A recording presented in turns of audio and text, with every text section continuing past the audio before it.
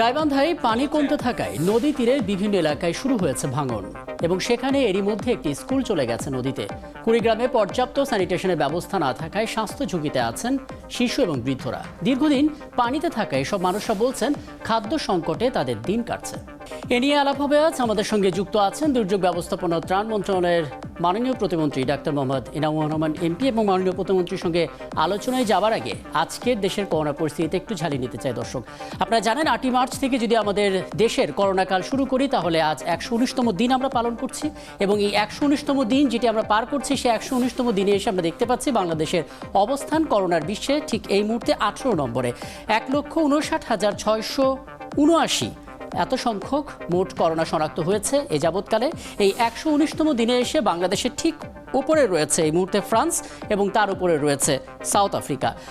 যেই সংখ্যা দেখতে পাচ্ছি সেই সংখ্যার মধ্যে মোট মৃত্যু 1997 জন, যেখানে হারে আমরা বিশ্লেষণ করে পাচ্ছি 1.25%। এবং গতকাল এই সংখ্যাটি আমরা দেখেছিলাম 1968। মোট সুস্থ 70,720। যেই মোট 1,59,679 জনের কথা আমরা বলছি, ঠিক এই মুহূর্তে অ্যাক্টিভ কেসের সংখ্যা অর্থাৎ যারা ঠিক এই মুহূর্তে করোনার সাথে লড়ছে সেই সংখ্যাটি হিসাব করলে সেটি 86,961 জন। আমরা যদি পরবর্তী অংশে দেখি যে 24 ঘন্টা যে হিসেব, নতুন মৃত্যুযুক্ত হয়েছে 29টি এবং আমরা দেখতে পাচ্ছি গতকাল যদি হিসেব করি গতকাল 42 জন কিন্তু মারা গিয়েছিলেন, তার আগের দিন 38, তার আগের দিন 41। অর্থাৎ এই মাসের শুরুতেই 41 দিয়ে শুরু হয়েছে এবং চতুর্থ দিনে এসে 4 জুলাই আমরা দেখতে পাচ্ছি 29 জন নতুন মৃত্যু গেল 24 ঘন্টায় যুক্ত হয়েছে। এবং এই সময়টিতে অর্থাৎ 24 ঘন্টায় সুস্থ হওয়া তালিকায় রয়েছেন 2,671 জন, মোট সুস্থ যেখানে 70,720 জন। আমরা সুস্থতার যদি হার বিশ্লেষণ করি সেটি 44.29%। যদি ঢাকার কথা আমরা বিশ্লেষণ করি সেদিকে যাব, তবে তার আগে নতুন শনাক্তের যে হার সেটি আমরা 22.33% দেখতে পাচ্ছি এবং মোট শনাক্তের যে হার সেটি 19.19%। এবং গেল কয়েকদিন ধরে আমরা দেখতে পাচ্ছিলাম এই যে এই জিনিসটি আসলে 19 থেকে 21-এর মধ্যে ওঠানামা করছিল। সেই হিসেবে বলা যেতে পারে গেল 24 ঘন্টায় তুলনামূলক কম শনাক্ত হয়েছে। ঢাকায় বেশি শনাক্ত এলাকার ছবিটা আমরা দেখতে পাচ্ছি। সবচাইতে বেশি রয়েছে মিরপুরে এবং সবচাইতে কমের তালিকায় রয়েছে রাজধানীরই মুগদা, সেখানে 522 জন। যেই মিরপুর আমরা দেখছি 1,415 জন। এই জায়গাটিতে ধাপে ধাপে বিভিন্ন এলাকা কিন্তু রেড জোন হিসেবে চিহ্নিত করা হয়েছে। মিরপুরেরই একটি জায়গা পূর্ব রাজাবাজার, সেটা লকডাউনের মধ্যে ছিল একটি দীর্ঘ সময় এবং বেশিরভাগ জেলা আসলে উত্তর সিটি কর্পোরেশনের মধ্যেই মিরপুর যেহেতু পড়েছে সেই জায়গাটা আমরা দেখতে পাচ্ছি। একই সঙ্গে ওয়ারিতে আজ লকডাউন শুরু হয়েছে।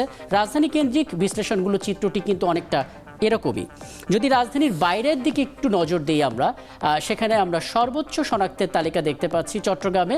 বলা হচ্ছে চট্টগ্রাম হটস্পটের মধ্যে ঢুকে গেছে এবং আজ দিনভর যে আলোচনাটা আপনারা শুনছিলেন যে চট্টগ্রাম বিশ্ববিদ্যালয় লকডাউনে গেছে, বিশ্ববিদ্যালয় প্রশাসন স্বতঃপ্রণোদিত হয়েই আসলে লকডাউনটি দিতে বাধ্য হয়েছেন, কারণ 12 জন কর্মকর্তা কর্মচারী কিন্তু সেখানে করোনায় সংক্রমিত হয়েছেন এবং একজন শিক্ষকও কিন্তু সেখানে মারা গেছেন।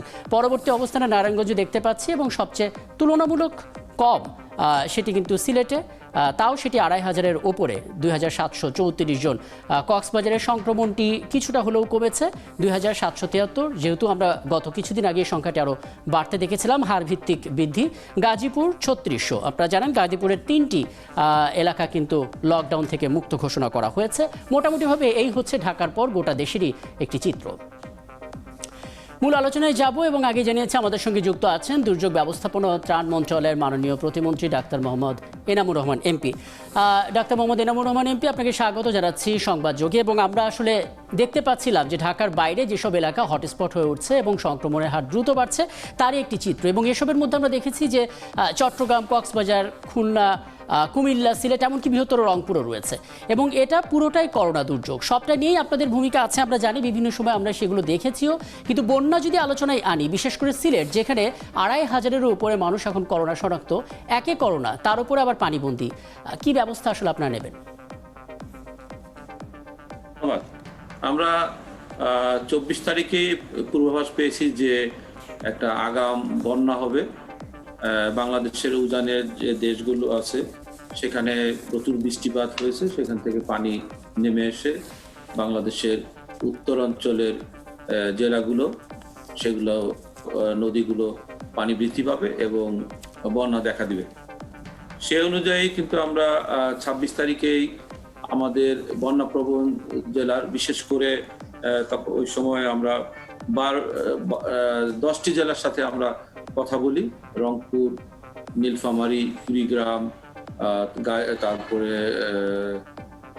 গাইবান্ধা, সিলেট, সুনামগঞ্জ, সিরাজগঞ্জ, বগুড়া, জামালপুর, টাঙ্গাইল এবং সর্বশেষ মাদারীপুরের জেলায় পানি বৃদ্ধি পেয়েছে। এই জেলার প্রশাসকদের সাথে আমরা কথা বলি এবং তাদেরকে আমরা বলি যে জেলা দুর্যোগ ব্যবস্থাপনা যে কমিটি আছে, যেটা সভাপতি জেলা প্রশাসকগণ, সেই কমিটির মিটিং ডেকে সেখানে করোনাকে সামনে রেখে গুরুত্ব দিয়ে এই বন্যা ব্যবস্থাপনা জন্য বিভিন্ন রকম সিদ্ধান্ত নেওয়ার জন্য সেখানে প্রয়োজনে আশ্রয় কেন্দ্র খোলা এবং আশ্রয় কেন্দ্রের সংখ্যা আগে অন্য সময়ের তুলনায় বেশি করে, যাতে নিরাপদ দূরত্ব বজায় রেখে মাস্ক ব্যবহার করে স্যানিটাইজেশন সরবরাহ করে যাতে করোনা সংক্রমণটাকেও ঠেকানো যায়, সেই জন্য সিদ্ধান্ত দেওয়া হয়।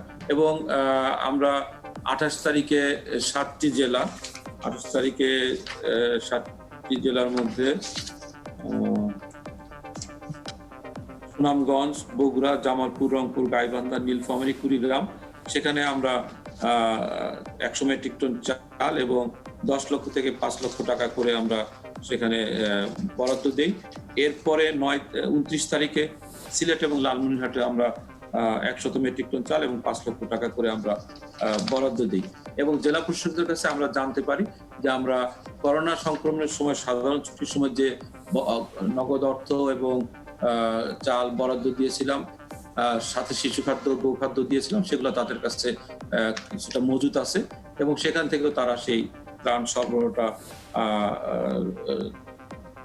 তারা চালু রেখেছে। এবং আজকে আমরা বাংলাদেশের বন্যাপ্রবণ প্রত্যেকটা জেলাতে আবার 200 থেকে 300 মেট্রিক টন চাল এবং 3 লক্ষ থেকে 2.5 লক্ষ থেকে 3 লক্ষ করে টাকা আমরা সেই জেলাগুলোতে বরাদ্দ দেই। এবং রংপুর, কুড়িগ্রাম, গাইবান্ধা, নীলফামারী, লালমনিরহাট, সিলেট, সুনামগঞ্জ, বগুড়া, সিরাজগঞ্জ, জামালপুর, টাঙ্গাইল, মাদারীপুর, এই 12টি জেলায় আমরা 2000 করে মোট 24,000 শুকনা খাবারের প্যাকেট আমরা পাঠিয়ে দিয়েছি। এছাড়া গোখাদ্য এবং শিশু খাদ্যের জন্য এই 12টি জেলায় আমরা 2 লক্ষ, 4 লক্ষ টাকা করে।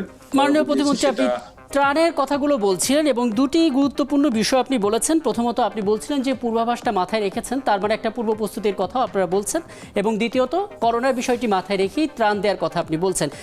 দেখুন, রংপুরে, শুধুমাত্র বৃহত্তর রংপুরের কথা আমরা বিবেচনা করলে সেখানে প্রায় 4 লাখ মানুষ পানিবন্দী। আপনি বলছেন আশ্রয় কেন্দ্র খোলা, সামাজিক দূরত্ব বজায় রেখে আসলে কাজটি করা হবে। করোনার বিষয়টা মাথায় রেখে আসলে বিষয়টা কতটা বাস্তবসম্মত? কারণ মানুষগুলো তো পানিবন্দী, সেই জায়গা থেকে আসলে কিভাবে করোনা ঝুঁকি মাথায় রেখে আপনারা কাজটা করবেন, ব্যবস্থাপনার জায়গাটা একটু জানতে চাই সেক্ষেত্রে। এটা আমরা মোটামুটি আমরা দুর্যোগ ব্যবস্থাপনা ত্রাণ মন্ত্রণালয়ে অনেকটা প্র্যাকটিস, এবং আমাদের মাঠ পর্যায়ে জেলা প্রশাসক এবং জেলা দুর্যোগ ব্যবস্থাপনা কমিটি, উপজেলা দুর্যোগ ব্যবস্থাপনা কমিটি, ইউনিয়ন দুর্যোগ ব্যবস্থাপনা কমিটি, ওয়ার্ড দুর্যোগ ব্যবস্থাপনা কমিটি যারা আছেন তাদের সদস্যরা এবং এর সাথে স্বেচ্ছাসেবকরা, এটা তারা অনেকটা পারদর্শী এই ব্যাপারে। কারণ আপনি গত মে মাসে যে আমপান হলো, সেখানে কিন্তু আমরা 24,70,000 মানুষকে আমরা আশ্রয় কেন্দ্রে নিয়ে আসছি, এবং এই কোভিডের সংক্রমণ প্রতিরোধের জন্য কিন্তু আমরা সেই আশ্রয় কেন্দ্রের সংখ্যা 3 গুণ বাড়িয়েছি। আপনি যদি 2019 সালের বুলবুলের কথা ধরেন, তখন আমরা 5,765টি আশ্রয় কেন্দ্র খুলেছিলাম 19টা উপকূলীয় জেলায়। এবার কিন্তু 14,700 উপরে, প্রায় 3 গুণ আশ্রয় কেন্দ্র করা হয়েছে শুধু এই করোনা সংক্রমণের থেকে মানুষকে রক্ষা করার জন্য। এবারও কিন্তু বন্যায় সেভাবেই নির্দেশনা দেওয়া হয়েছে যে আশ্রয় কেন্দ্রের সংখ্যা বাড়াতে হবে, বেশি বেশি করে স্কুল, কলেজ এবং বহুতল ভবন যেখানে আছে সেগুলোকে অধিগ্রহণ করতে হবে এবং সেখানে আশ্রয় কেন্দ্র করতে হবে, যাতে আমরা নিরাপদ দূরত্ব বজায় রাখতে পারি। এবং আমরা আরেকটি ইনস্ট্রাকশন দিয়েছি যে যদি সেখানে কোনো করোনা আক্রান্ত কোনো রোগী পাওয়া যায় অথবা করোনা সিমটম সহ রোগী থাকে, তাহলে তাদেরকে আইসোলেট করে ভিন্ন আলাদা রুমে রাখার জন্য আমরা নির্দেশনা দিয়েছি এবং মাঠ পর্যায়ে আমাদের যারা কর্মকর্তারা কাজ করছেন আমি তাদেরকে ধন্যবাদ এবং কৃতজ্ঞতা জানাই। তারা অত্যন্ত পরিশ্রম করছেন।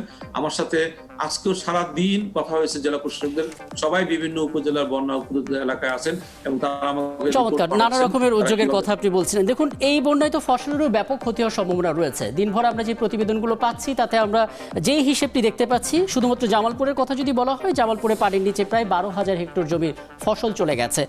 এই যে সংকট, খাদ্য সংকট হওয়ার একটা সম্ভাবনা তৈরি হচ্ছে, ফসল নষ্ট হচ্ছে, বীজতলায় পানি চলে যাচ্ছে, ভাঙানো শুরু হয়েছে, এগুলো আসলে সংকট মোকাবেলায় খাদ্যের কথা চিন্তা করলে সেই সংকট কিভাবে মোকাবেলার পরিকল্পনা করছে? ধন্যবাদ। আমাদের এবার বোরো ধান এবং এর পরবর্তীতে যে শস্যগুলো উৎপাদন হয়েছে প্রায় আপনারা জানেন যে প্রায় 2,06,00,000 মেট্রিক টন, সেটা আমাদের প্রায় 8 মাস চলার মতো খাদ্য সহায়তা দিতে পারবে এবং খাদ্য মন্ত্রণালয় কিন্তু প্রায় 18,00,000 মেট্রিক টন চাল কেনার উদ্যোগ গ্রহণ করেছে এবং ইতিমধ্যে প্রায় 8,00,000 মেট্রিক টন চাল ক্রয় করা হয়েছে, বাকিগুলো ক্রয় প্রক্রিয়াধীন আছে। এছাড়া আমাদের দুর্যোগ ব্যবস্থাপনা ত্রাণ মন্ত্রণালয়ে আমাদের পর্যাপ্ত অর্থ এবং খাদ্য মজুদ আছে। এই ব্যাপারে আমরা সবসময় যে কোনো দুর্যোগ আসলে আমরা দুর্যোগের শুরুতে একটি আন্তঃমন্ত্রণালয় আমরা সভা করি এবং দুর্যোগ সেরে যাওয়ার পরেও কিন্তু একটা আন্তঃমন্ত্রণালয় সভা করি। সেখানে আমরা আমাদের মন্ত্রণালয়গুলো প্রত্যেক মন্ত্রণালয়ের অধীনে যে ক্ষয়ক্ষতিগুলো হয় সেগুলো আমরা নির্ধারণ করি এবং ক্ষয়ক্ষতিগুলো কাটিয়ে ওঠার জন্য বিভিন্ন সুপারিশমালা চিহ্নিত করা হয়। সেই সুপারিশ অনুযায়ী পরবর্তীতে সেগুলো কাটিয়ে ওঠার জন্য কাজ করা হয়। মাননীয় প্রতিমন্ত্রী, আমার হাতে আর মিনিট খানেক সময় আছে। 1 মিনিটের মধ্যে একটি ছোট্ট বিষয় আপনার কাছে জানতে চাই। আমরা দেখেছি যেই পরিকল্পনাগুলো ত্রাণের জন্য করা হয় সেখানে সমন্বয়টা সবচেয়ে গুরুত্বপূর্ণ। এখানে স্বাস্থ্য অধিদপ্তরের পরামর্শ রয়েছে, আপনারা কাজ করছেন, নিশ্চয়ই স্থানীয় প্রশাসনও থাকবে। সবকিছু মিলে আসলে সমন্বয়টা কিভাবে করছেন সংক্ষেপে যদি বলতেন। আমাদের দুর্যোগ ব্যবস্থাপনা মন্ত্রণালয় থেকে আমাদের বরাদ্দটি আমরা জেলা প্রশাসকের কাছে পাঠিয়ে দিই। জেলা প্রশাসক জেলা দুর্যোগ ব্যবস্থাপনা কমিটির মাধ্যমে সেটা উপজেলায় পাঠিয়ে দেন। উপজেলা দুর্যোগ ব্যবস্থাপনা কমিটি, এরপরে ইউনিয়ন দুর্যোগ ব্যবস্থাপনা এবং ওয়ার্ড দুর্যোগ ব্যবস্থাপনা কমিটির সদস্যদের মাধ্যমে এবং স্বেচ্ছাসেবকদের সহায়তা। এবং আপনি জানেন যে সব দুর্যোগে আমাদের বাংলাদেশ আওয়ামী লীগের নেতাকর্মীরা, সর্বস্তর নেতাকর্মীরা এবং নির্বাচিত মাননীয় সংসদ সদস্যরা, উপজেলা চেয়ারম্যানরা, তারাও এখানে সম্পৃক্ত হয়ে কাজ করেন এবং একটা তালিকা করে তালিকার মাধ্যমেই এই খাদ্য সহায়তাগুলো পৌঁছে দেওয়া হয়। শিশু খাদ্য, তারপর গবাদি পশুর জন্য গোখাদ্য, এগুলো সব পৌঁছে দেওয়া হয়, যার ফলে একটা সমন্বিত কার্যক্রম আপনারা দেখেছেন। গত বছরও 2019 সালে অনেক বড় বন্যা হয়েছে এবং বেশ দীর্ঘস্থায়ী বন্যা হয়েছে। সেখানে আমরা অর্থাৎ সেই সময়কার অভিজ্ঞতা এবং প্রশিক্ষণ দুটিকে সমান্তরালে নিয়ে সমন্বয়ের সাথে কাজ করার কথা আপনি বলছেন। অনেক ধন্যবাদ আমাদেরকে সময় দেওয়ার জন্য। এতক্ষণ আমাদের সঙ্গে ছিলেন দুর্যোগ ব্যবস্থাপনা এবং ত্রাণ মন্ত্রণালয়ের মাননীয় প্রতিমন্ত্রী ডাক্তার মোহাম্মদ এনামুর রহমান এমপি। এবং বন্যা পরিস্থিতি এবং করোনা ঝুঁকি দুটোকে মাথায় রেখে আসলে কিভাবে এই বন্যার দুর্যোগকে সামাল দেওয়া যায় সেই বিষয়টি নিয়ে মূলত আমাদের সঙ্গে যুক্ত হয়েছিলেন।